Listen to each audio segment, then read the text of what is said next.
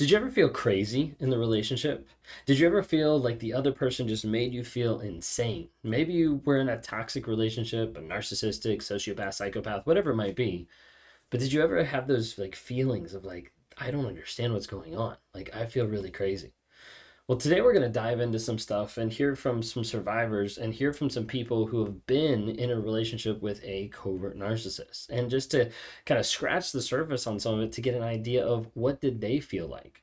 What did they experience when they went through this? Because I'm hoping that this can give you a little idea about what some people experienced and felt like, and hopefully maybe spark some ideas in your head that might kind of tune you in of like, wait a second, I know a person like that, or I've dealt with someone like that, or I'm in that relationship. So I want to be able to talk to you a little bit today about covert narcissism and what people feel like when they're with a covert narcissist. If you're new here, my name's Ben Taylor. I'm a self-aware narcissist on this platform to provide awareness, growth, healing, and change. We do that every single day across multiple platforms by providing small nuggets of truth that we're dropping on TikTok, Instagram, Facebook, YouTube, and also on the podcasts. So if you haven't been able to check some of those out, check them out. Go under Raw Motivations on all those platforms and would love to have you follow, interact with the community there. We're developing a large community as well inside the NARC app. If you haven't had a chance to download that, check that out on Apple Play and Google Store, but it's NARC, N-A-R-C, stands for Narcissistic Abuse Recovery Community, a community of like-minded people that are there to be able to help you, to be able to help give you advice, to be able to encourage you as you're going through all the craziness and all the crazy making that you've been through, to help you understand, hey, there's a place where you can check in every single day to track your no contact, to record your truth, to make sure that you're engaged with a group of people that understand what you've been through.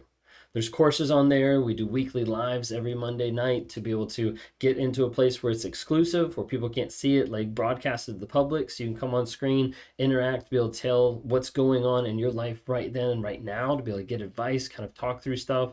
We also have monthly coaching where we bring in coaches from all over the globe to be able to help train and help focus you to the next level of not just narcissism, but like, what is life going to look like next? How am I going to develop boundaries? How am I going to develop my life and take it back and take back my power? So we'd love to have you involved in that. Download the NARC app, Apple Store, Google Play. If you're listening on the podcast, thank you guys so much. Go ahead and give us a rating or a review, and we're going to dive right in. So covert narcissism. Okay, so this is coming from the book here that we've been going through just recently, The Covert Passive Aggressive Narcissist by Debbie Mirza. And so in this one section here that she's talking through, it gives the idea of like what survivors feel. Okay, so we're trying to get on the flip side to maybe give you like an idea of like, this is what's actually going on with me. So it says list of common things that victims told Debbie whenever they were in a relationship with a covert narcissist. I felt like the narcissist was interesting and I was dull. I felt judged for the dumbest things. It's like passive aggressiveness. I felt like things were about me were irritating to her. I felt like I was too quiet, too loud, too opinionated, too strong, too lazy, too picky, and not easygoing enough. I felt stifled, held down for years. I didn't feel free to be myself, not all of me. I felt needy when I was around him. I felt insecure. I felt like I was an object that was easily replaceable. I felt like I was the positive one. It felt like he was the positive one and I was the downer. I felt like I was too emotional, too sensitive, too much for her. I didn't feel valued and pursued. I didn't feel like he wanted me to thrive. I felt stripped of confidence, happiness, joy, and excitement for life. I felt like a failure. I felt like the way I parented irritated her. I felt like so many things were wrong with me. I felt like I didn't deserve love. I felt like I was never good enough. I felt like there was no way to win his approval. I had a lot of self-doubt. I felt not considered. My self-worth was really low. I felt old, tired, weathered. I felt depleted. I felt a lot of anxiety. I never felt thin enough or pretty enough. I never felt like I wore the right clothes. I felt lifeless and drained. You see a lot of people that have been with a narcissist, if it's an overt, sometimes can figure it out. And sometimes can see it a little bit easier because it's in their face, it's yelling, it's aggressive, it's sometimes physically violent, a lot of different things. But with a covert narcissist, a lot of times those feelings that we just read through make you doubt yourself. Like, well, this is how I felt, but maybe it's my fault. Maybe I didn't do something correctly. Maybe I haven't been around life long enough. Maybe I haven't matured in this area. Maybe I don't just know these things that the covert narcissist knows. Like, all these different thoughts kind of go through people's heads so that they don't really check in with themselves to figure out this is actually not you. It's the narcissist. But the feelings there that we read through, I mean, popular ones of like, I feel like a failure, I feel like I'm not enough, like those are over and over. And I talk to people every single day with one-on-ones, different things like that, that say, like, I didn't feel good enough in the relationship. And it wasn't just because they were struggling with self issues. It was because the other person was constantly demeaning them and putting them down, devaluing their actions and their attitudes and what they were trying to do every single time to make them feel low. Here's some of the things that survivors said that they feel now as they discover the truth about their covert narcissist spouse, parent, or boss. Low-level depression. I feel such a deep grief like I've never felt before. I find myself crying uncontrollably at times. So angry. I feel alone, even though I have family and friends that support me. Sometimes I wonder if I'll ever feel happy. I look at people laughing, enjoying themselves, and wonder if I'll feel that. The more my eyes are opening, the lighter I am feeling. It's hard to imagine ever being in a relationship that is the real thing, to actually be loved by someone who wants nothing from me, but simply enjoys me and truly loves me. I feel suspicious of new people I meet, not knowing who I can trust. I feel scared about the future, not confident I'll be able to make it in this world on my own. I'm feeling a lot of self-doubt. I haven't had a good night's sleep. There are a few days I find myself entertaining thoughts of leaving this planet. It feels like too much. I'm tired a lot. My self-confidence is low. I feel misunderstood. I try to explain the relationship to friends, and it never sounds as bad when I say it out loud. Then I question myself in even more despair and loneliness. I stay home a lot. I don't like being social. I find it hard to date people because I no longer trust the nicest people. I've been overeating a lot, which makes me feel even worse about myself. I have no desire to eat. I feel discouraged because he seems so happy and I'm still falling apart. I feel like I'm always bracing myself for the next angry phone call, email, or text from him. I'm so used to being sabotaged by this person. It's like I'm constantly waiting for the ball to drop. I'm starting to feel more hope. I'm beginning to feel stronger. The other day I got an angry email from my ex. I noticed the same trauma I always feel, but I was able to move on faster this time. I'm beginning to dream again, starting to actually feel excited about my future.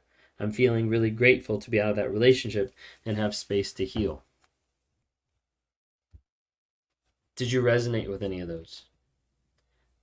Did you resonate with the first section? Did you resonate some with the second section? Did you see how it kind of shifted towards the end where people start to realize there is healing possible?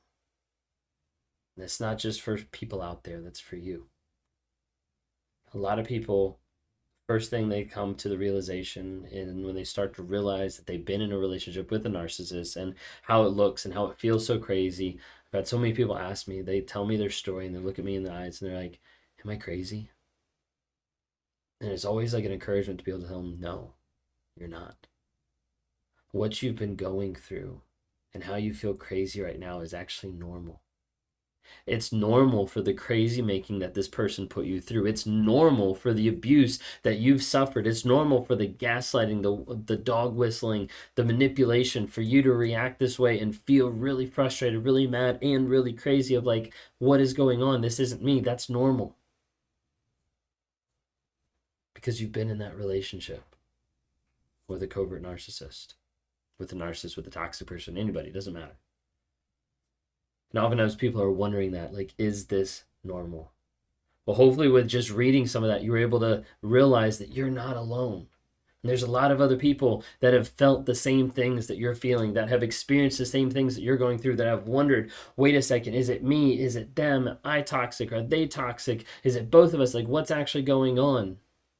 You might be involved with someone who is a covert narcissist. We recently did a couple of videos on covert narcissism. You can search them on my channel. We're going to be doing more videos on covert narcissism. But what I first encourage you is, if you've been with a covert narcissist, number one thing is you need to start journaling. You need to start writing down your truth of what's actually happened in the relationship, what's actually going on now, because otherwise you'll get to the place where you'll start to doubt yourself. And one day you'll start to doubt yourself so much that you'll want to go back to this person. Maybe you're struggling right now because you want to go back to that person now. And the thoughts that are going through your mind are like, wait a second, like, I just want to go be with them. I want to see them. Maybe they'll change. Maybe they'll understand. And a whole litany of thoughts comes into your head. And I want you to take a pause and just wait and remember. Write down, go through your journal and write down everything that happened in the relationship, because you're going to have to review that to make sure that you stay based in truth. Because otherwise, the narcissist will pull you back into their fantasy world and convince you that they were right and you were wrong. And I don't want you to go back. I don't want you to feel that with another person. I want you to stay away from the abuse to strengthen yourself. And that first has to start off with truth. You might be dealing with a trauma bond. And if so, would love to be able to talk to you and help you work through that, because the trauma bond is very confusing and very hard. It's built on hope and potential and cognitive dissonance and the push-pull back and forth, and gets you to a place where you feel stuck with a toxic person. But I want to let you know today that you're not. And there's lots of people that we've worked with. There's thousands of people even on the NARC app that have come through, that are learning, growing, and changing, and getting into a community of like-minded people that are following and tracking no contact. They're making sure to record their truth because they know it's so essential to be grounded in truth in order to get free from the abuse.